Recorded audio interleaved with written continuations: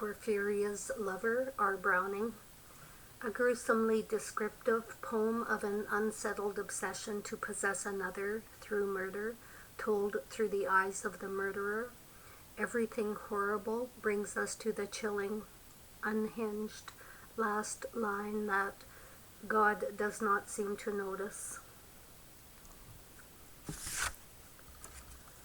Porphyria's Lover.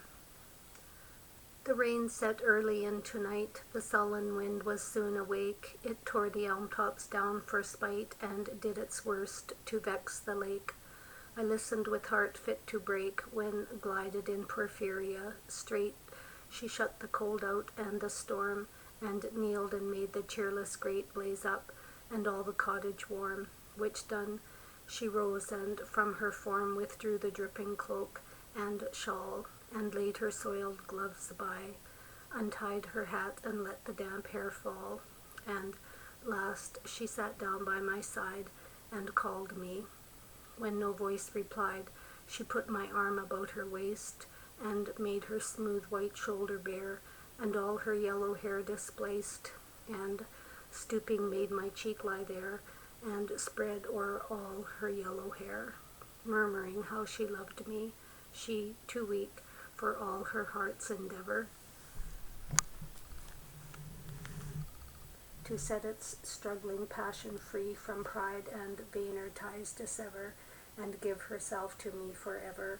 But passion sometimes would prevail, nor could tonight's gay feast restrain a sudden thought of one so pale, for love of her and all in vain.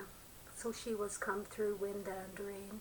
Be sure I looked up at her eyes, happy and proud. At last I knew Porphyria worshipped me.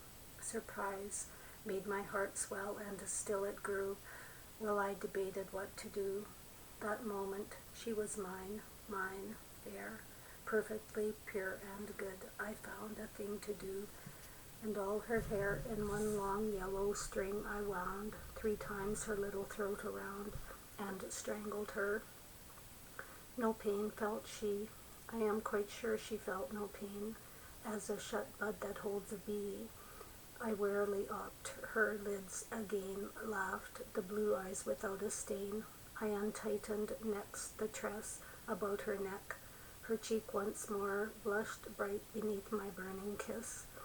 I propped her head up as before, only this time my shoulder bore her head, which droops upon it still. The smiling rosy little head, so glad it has its utmost will, that all its scorned at once is fled, and I, its love, am gained instead. Porphyria's love.